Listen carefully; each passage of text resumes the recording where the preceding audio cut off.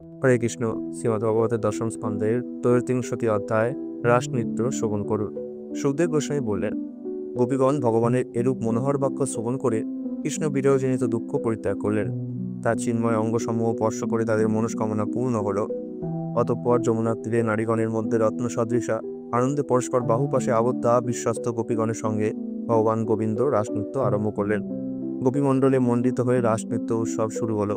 যোগেশ্বর শ্রীকৃষ্ণ নিজেকে বিস্তার করে প্রত্যেক দুজন গোপীর মাঝখানে প্রবেশ করে তাদের কণ্ঠে তার হস্ত স্থাপন করলে প্রত্যেক গোপী ভাবলেন যে তিনি একমাত্র তার কাছেই অবস্থান করছেন। স্বস্তিক আবির্ভূত দেবতাগণ সেই রাসনৃত্য দর্শনের আগ্রহে শীঘ্রই তাদের শত শত বিমানে আকাশ পরিব্যাপ্ত করেছিল। তখন আকাশ হতে পুষ্পবৃষ্টি সহকারে দুন্দুভি বেজে উঠল এবং স্বস্তিক গন্ধর্বপতিগণ শ্রীকৃষ্ণের নির্মল মহিমা গান করতে লাগলেন। রাসমণ্ডলে প্রিয়তম শ্রীকৃষ্ণের সঙ্গে ক্রীড়ারত গোপীগণের নূপুর বলয় ও কিঙ্কিণী তুমুল শব্দ হতে লাগলো। নিত্যরত গোপীগণের মাঝে ভগবান শ্রীকৃষ্ণ যেন স্বর্ণালঙ্কারের মতো উজ্জ্বল নীলমণির ন্যায় অত্যন্ত দীপ্যমান ছিলেন। গোপীগণ যখন কৃষ্ণের গুণগান করছিলেন তখন তাদের নিত্যরত পদদয়, কর সঞ্চারণ, সুমধুর হাস্যের সঙ্গে ভূবিলাস ও কোমরের ভগ্নতা দ্বারা তাদের মুখমণ্ডল ফর্মে সিক্ত হয়ে উঠেছিল। চঞ্চল স্তন বসন, গণ্ডস্থলে দোদুল্যমান কুণ্ডল, শিথিল কবরী ও পাঞ্চি সমন্বিত কৃষ্ণ গোপীগণ মেঘচক্রে বিদ্যুন্মালার ন্যায় শোভা পাচ্ছিলেন। কৃষ্ণপ্রেম উপভোগে আগ্রহী হয়ে নানা রাগে রঞ্জিত কোনটি গোপীগণ কৃষ্ণ পর্শে অতীব আনন্দিত হয়ে উচ্চস্বরে সঙ্গীত ও নৃত্য করছিলেন, আর তাদের সেই গানে সারা বিশ্বব্রহ্মাণ্ড পরিব্যাপ্ত হয়ে উঠেছিল। কোনো এক গোপী ভগবান মুকুন্দের গানের সঙ্গে সঙ্গে তার চেয়েও উন্নীত স্বরলাপে অবিস্তুত স্বরজাতির স্বরে গান গেয়েছিলেন। কৃষ্ণ অত্যন্ত প্রীত হয়ে সাধু সাধু বলে তার গানের প্রশংসা করলেন। তখন অন্য একজন গোপী ওই স্বরলাপকে যুবতালে পরিণত করে গান করেছিলেন। কৃষ্ণ তারও প্রশংসা করলেন। কোনো এক গোপী রাসনৃত্যে পরিশ্রান্ত হয়ে পার্শ্বস্থিত গদাধারী কৃষ্ণের স্কন্ধে তার বাহু দ্বারা আঁকড়ে ধরলেন। নৃত্যের ফলে তার হাতের বলয় ও চুলের ফুলগুলি শ্লথ হয়ে গিয়েছিল।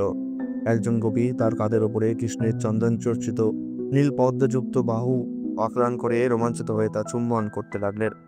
কোনো এক গোপী নৃত্যবশত দোদুল্যমান কুণ্ডল যুগলের কান্তিতে দীপ্যমান নিজ গণ্ডস্থল ভগবান শ্রীকৃষ্ণের গণ্ডস্থলে সংযোজিত করলে কৃষ্ণ তাকে সযত্নে তার চম্বিত দ্বারপুল প্রদান করলেন। নৃত্যপরায়ণা গীতরতা হয়ে নূপুর ও মেঘমালায় শব্দমান কোনো গোপী ক্লান্ত হয়ে পড়লে পার্শ্বস্তুত ভগবান অচ্যুতে সুখকর করকমল নিজ স্তন্দগোলের ওপর ধারণ করলেন। লক্ষ্মী দেবীর একান্ত বল্লভ কমনীয় কৃষ্ণকে গোপীগণ তাদের অন্তরঙ্গ প্রেমিক রূপে লাভ করে পরমানন্দ উপভোগ করেছিলেন। তার গুণগান করে গোপীরা আনন্দে বিহার করার সময়ে তিনি তাদের গলা জড়িয়ে ধরেছিলেন।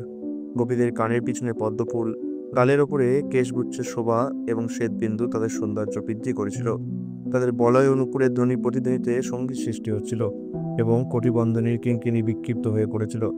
এভাবে রাসমণ্ডলীতে পরমেশ্বর ভগবানের সঙ্গে গোপীরা নৃত্য করেছিলেন এবং সেই সঙ্গে ভ্রমরকুল গুঞ্জন করে সঙ্গত সহযোগিতা করেছিল। এইভাবে ভগবান শ্রীকৃষ্ণ লক্ষ্মীপতি স্বয়ং শ্রীনারায়ণ প্রজাঙ্গনাদের সাহচর্যে আলিঙ্গন, করমর্দন, স্নিগ্ধার লোকটকন, উদ্দাম বিলাস ও হাস্য সহকারে বালক যেমন নিজ প্রতিবিম্বের সঙ্গে খেলা করে ঠিক সেইভাবে ক্রীড়া করে আনন্দ গ্রহণ করেছিলেন।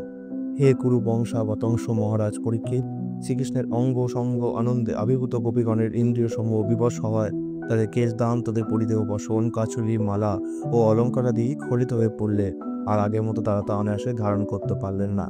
দেবপত্নীগণও তাদের বিমান থেকে শ্রীকৃষ্ণের রূপ ক্রীড়া দর্শন করে মোহিত হয়ে কামপীড়িত হয়ে উঠেছিলেন।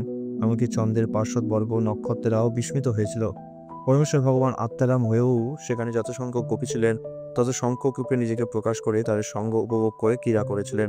হে রাজেন, প্রণয় উপভোগ গোপীদের ক্লান্ত দর্শন করে কৃপাময় কৃষ্ণ তাদের পরম সুখপদ হাত দিয়ে প্রীতির সঙ্গে তাদের মুখমণ্ডল মার্জন করে দিলেন। গোপীগণ তাদের উজ্জ্বল স্বর্ণকুণ্ডল ও কুন্তলাজিতে দীপ্যমান গণ্ডস্তরের শোভা দ্বারা, সুধাময় হাস্য ও অবলোকন দ্বারা তাদের পুরুষশ্রেষ্ঠ কৃষ্ণের পূজা করেছিলেন। তার নখস্পর্শে অতীব আনন্দিত হয়ে তার মঙ্গলময় দিব্যলীলার মহিমা তারা কীর্তন করতে লাগলেন। গোপীগণের সঙ্গে রাসলীলায় ভগবান শ্রীকৃষ্ণ পরিশ্রান্ত হলেন এবং তাদের বক্ষে কুমকুম রঙে মর্দিত হয়ে তার মালা রঞ্জিত হয়ে উঠল। যখন গোপীদের ক্লান্তি হলো তখন সেই ক্লান্তি দূর করার জন্য তিনি গজরাজের মতো যেন হস্তিনীদের নিয়ে যমুনার জলে নামবেন এবং গন্ধর্বদের মতো সঙ্গীত সহকারে মহর্ষিরা তাকে দ্রুত অনুসরণ করলো। শক্তিমান গজরাজ যেভাবে জমির সব বাঁধ ভেঙে ফেলতে পারে, তেমনি ভগবান শ্রীকৃষ্ণ যেন সমস্ত জাগতিক সামাজিক নীতিবোধ এইভাবে ভঙ্গ করলেন। হে রাজেন, জলমধ্যে কৃষ্ণ দেখলেন যে হাস্যপরায়ণ গোপীবৃন্দ চারদিক থেকে তাকে ঘিরে জল প্রক্ষেপণ করতে করতে তার প্রতি প্রেমময়ী দৃষ্টিপাত করছে। আত্মারাম ভগবান যখন গজেন্দ্রতুল্য বিহারে আনন্দ লাভ করছিলেন, দেবতাগণ তাদের বিমান থেকে তখন পুষ্পবৃষ্টি করতে করতে তার অর্চনা করেছিলেন। অতঃপর মদস্রাবী মাতঙ্গ যেমন হস্তিনীগণ সহ বনে বিচরণ করে, ভগবান শ্রীকৃষ্ণ তেমনি জল ও স্থলজাত কুসুমের সৌরভ বাহিত পবনাৎপুত যমুনা তীরবর্তী পবনে অনুগামী ভ্রমর ও প্রমোদাগণে বৃত হয়ে ভ্রমণ করছিলেন। সচ্চিদানন্দময় কামনার আদর্শ পুরুষ ভগবান শ্রীকৃষ্ণ তার প্রতি আকৃষ্ট অবলা নারীদের নিয়ে স্বয়ং এইভাবে শরৎকালীন চন্দ্রবিরণ শোভিত রাত্রিগুলিতে সংযত মধুর রসাশ্রিত সব রকমের কাব্যকথা বর্ণনা করলেন। পরীক্ষিত মহারাজ বললেন, হে ব্রাহ্মণ, যিনি পরমেশ্বর ভগবান জগদীশ্বর ধর্ম সংস্থাপন ও অধর্মের বিনাশের জন্য যার অংশপ্রকাশ সহ এই পৃথিবীতে অবতীর্ণ হয়েছে, প্রকৃতপক্ষে যিনি সমাজধর্মের মূল বক্তা, কর্তা ও সংরক্ষণ, তাহলে তিনি কিভাবে পরস্তুদের স্পর্শ করে এইভাবে প্রতিকূল আচরণ করতে পারলেন? সেই নিষ্ঠাবান ব্রহ্মচারী আত্মতীর্থ যদুপতি কি উদ্দেশ্যে এই ধরনের নিন্দিত আচরণ করলেন? দয়া করে তা বর্ণনা করে আমাদের সন্দেহ বর্জন করুন। শ্রী সুখদেব গোস্বামী বললেন, ঐশ্বরিক শক্তিমান নিয়ন্তাদের কার্যকলাপের মধ্যে আমরা আপাতদৃষ্টিতে সমাজনীতির দুঃসাহসিক ব্যতিক্রম লক্ষ্য করলেও তাদের তাদের মর্যাদা ক্ষুণ্ণ হয় না, কারণ তারা আগুনের মতোই সর্বভুক হলেও নির্দোষ হয়ে থাকে। যে ঈশ্বর নয় তার কখনোই মনে মনে ঈশ্বরের আচরণ করা বা অনুকরণ করা উচিত নয়। যদি মূঢ়তাবশত কোনো সাধারণ মানুষ এই ধরনের আচরণের অনুকরণ করে, তাহলে সে নিজেকেই কেবল ধ্বংস করবে। যেমন রুদ্রদেব না হয়ে এই রুদ্রের মতো সমুদ্র পরিমাণ বিষ পান করার চেষ্টার ফলে মানুষ নিজেকেই ধ্বংস করে। পরমেশ্বর ভগবানের শক্তিপ্রদত্ত সেবকদের কথা সকল সময়ে সত্য, আর সেই কথার সঙ্গে সামঞ্জস্যপূর্ণ তাদের আচরণ অনুকরণযোগ্য। অতএব তাদের নির্দেশ পালন করা বুদ্ধিমান ব্যক্তিগণের অবশ্যই কর্তব্য। হে প্রভু, এই সকল নিরঙ্কারী বিরাট পুরুষেরা যখন এই জগতে পুণ্যকর্ম করেন, তাদের কোনো স্বার্থ পূরণের উদ্দেশ্য থাকে না। এমনকি যখন তারা ধর্মাচরণের বিপরীত কোনো অসৎ আচরণ করেন, তাদের কোনো অনর্থও হয় না। তার নিয়ন্ত্রণাধীন জীবসমূহকে প্রভাবিতকারী ধর্মাচরণ ও অধর্মাচরণের সঙ্গে তাহলে কিভাবে প্রাণী, মানুষ, দেবতা ও নিখিল জীবের অধীশ্বরের কোনো সম্পর্ক থাকতে পারে?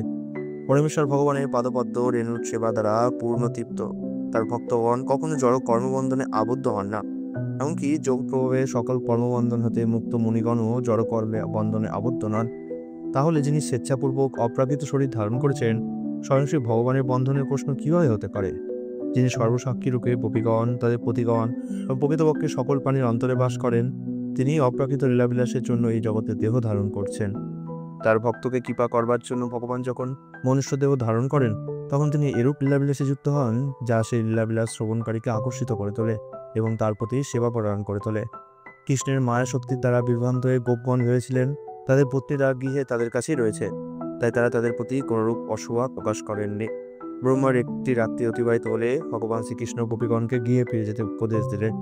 অনিচ্ছা সত্ত্বেও ভগবৎ প্রিয়াগণ তারাদের তখন মেনে নিলেন। তিনি অপ্রাকৃত শ্রদ্ধান্বিত হয়ে এই রাস পঞ্চাধ্যায়ে ব্রজবধূদের সঙ্গে ভগবান শ্রীকৃষ্ণের অপ্রাকৃত ক্রীড়া বর্ণনা শ্রবণ করেন এবং বর্ণনা করেন। সেই ধীর পুরুষ ভগবানের যথেষ্ট পরাভক্তি লাভ করে হৃদরোগ রূপ জড় কামনাকে শীঘ্রই দূর করেন। ইতি শ্রীমদ্ ভগবতের দশম স্কন্ধের রাসকীর্ত নামক ৩৩০ অধ্যায়ের কৃষ্ণকৃপা শ্রীমূর্তি ছিল অভয়চরণবৃন্দ ভক্তিবেদান্ত স্বামী প্রভুপাদের দীনহীন দাসবৃন্দ কৃত অনুবাদ সমাপ্ত হল। হরে কৃষ্ণ।